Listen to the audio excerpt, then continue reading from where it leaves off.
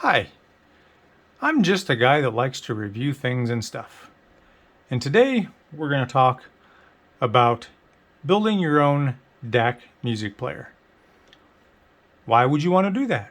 Well, there's a couple places out there, Marantz, Pioneer, Denon. There's some off-brand names like Cambridge Soundworks, Blue Audio. They make very expensive DAC players that'll play WMV, they'll play Wave.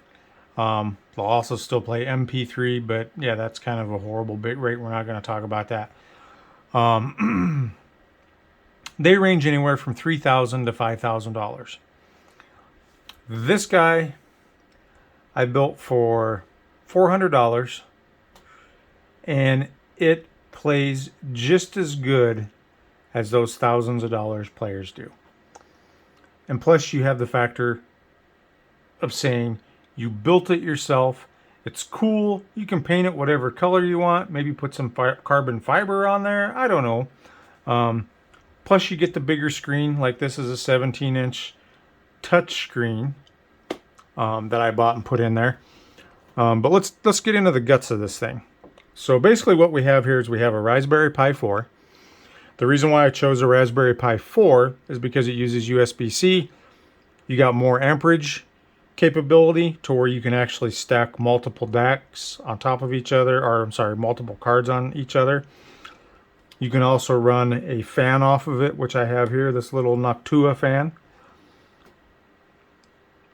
The cool thing about this screen is, I don't know if some of you guys have done stuff with Raspberry Pis, but you usually have to have an external power source going into the screen, and then you have to have an HDMI cable. With this one, on the Raspberry Pi 4, power, video signal, and everything is transferred all along this little ribbon cable. Just makes it easier, not a lot of wires just running around and stuff. Purpose of the copper shielding is to keep out any external EMI interference. I also have an escape wire on here. So if there is any EMI that's trapped inside of the case bouncing around off the copper, it can hit that escape wire and get taken outside of the case to where it's free to roam around and try to come back in. The other card that you see on here, this is what's called a Hi-Fi Berry. That's who makes it. It has dual Burr Brown DACs on it. I've heard DACs from ESS before, and I'm going to be honest with you, didn't really like them. I would get dropouts occasionally. They weren't very consistent. Like I could listen to the same song over and over and over, and each time I got different results out of ESS DACs. On this thing, since I've been running it on my Fluent Signature Series tower speakers, my Yamaha MX1000 power amps, I have two of those. I have them bi-amped into the Fluence, which I'm going to be doing a separate review on those later, but really good speakers. I can tell no difference. You know, every time I play the same song on the Burr Browns, I get the same results. So this DAC comes in various different kinds of connections. I currently have the coax output, and the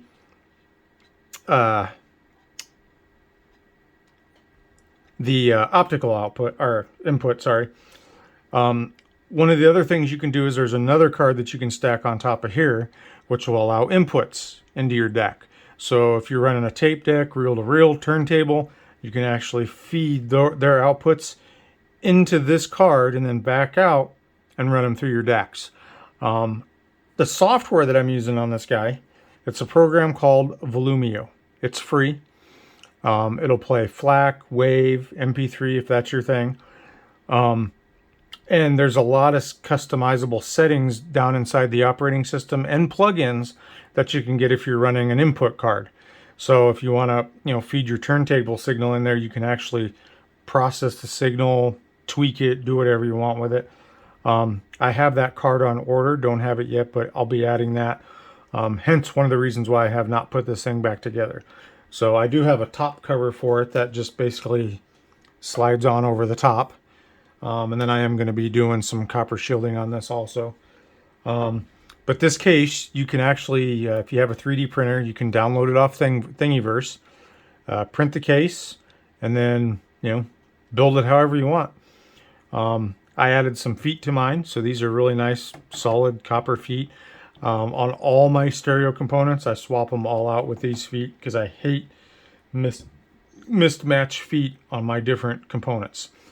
Some people try it when they buy stuff. They try to be like, "Oh my God, I gotta get this same brand for my CD player, for my receiver, for my amplifiers." No, you can actually, if you pick and choose your components, you can actually build a far better system.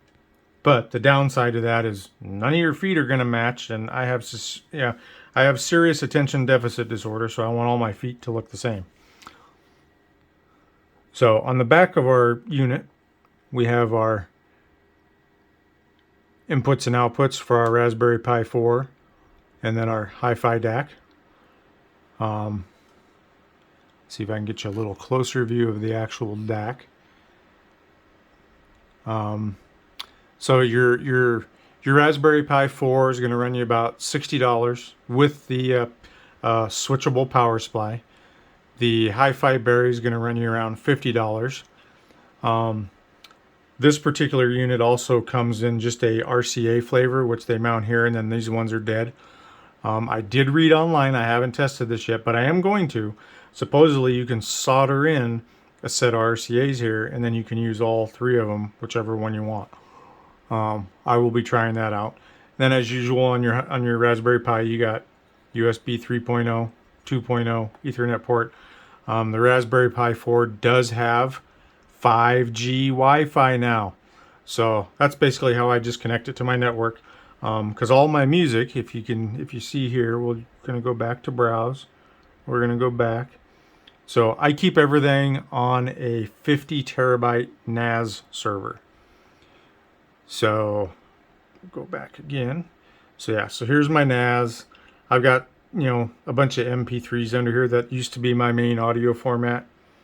But now I just download everything in FLAC.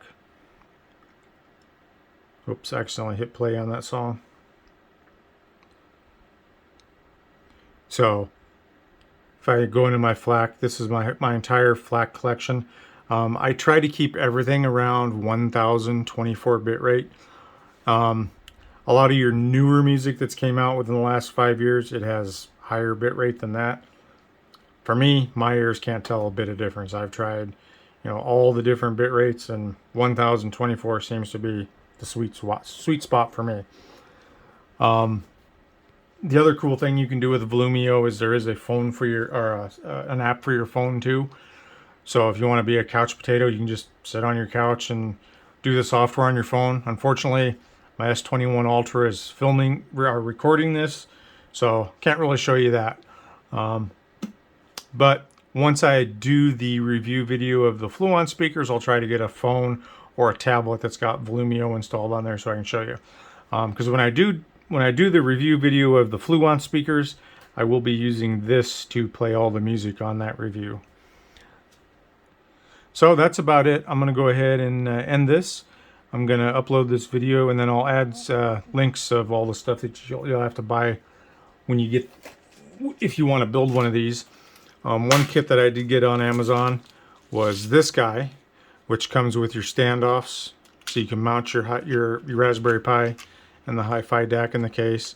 You have these little guys that actually you solder them on your. So this would get soldered onto the Hi-Fi Berry, and then you can add another add-on card onto it. Now I've had up to 4 cards stacked onto a Raspberry Pi 4. Never had any issues with power. So I've never really needed to put any more than that on one Raspberry Pi. But if I ever do try to do 5, I will update this video in the description and just let you know that yes, it did work. So this was like 15 bucks on Amazon. Really good to have if you're messing around with Raspberry Pi 4s. It's got all kinds of different standoffs and stuff. And then to mount your copper feet on there, there's this kit here. You got to be careful with this because I don't want to dump it. But this has a bunch of different screws, nuts, washers, lock washers. So this kit, I already had it because It has a lot of the M2 screws and M3s that I need for my 3D printer. So, and the 3D printer I have, I'll be doing another review. It's the Creality Ender 5 Plus. So, and there's some mods that I'm going to be doing to that one also. But again, I'm going to go ahead and end this and just wait for the review on the Fluence if you want to see how this thing sounds. I did do a demo video when I first got this together before I did all the copper shielding and stuff just to test it, and I was totally blown away by those Fluence speakers. Really, really good speakers. I think I paid, I don't know, $700, whatever it was, or no, $800 for the set, and they totally decimated my B&Ws that I paid like $5 grand for. So there's that. Anyway, you guys take care, and if you have any questions or anything, just let me know in the comments. If you do end up building one of these, and you have any questions, you get lost along the way, just let me know and I'll try to help you out as best I can. The directions that come with the case are really good, really easy to follow. Like I said, your printer will just print it yourself, and then yeah, everything else is pretty much, yeah, you should be able to do it just fine, but if not, just let me know.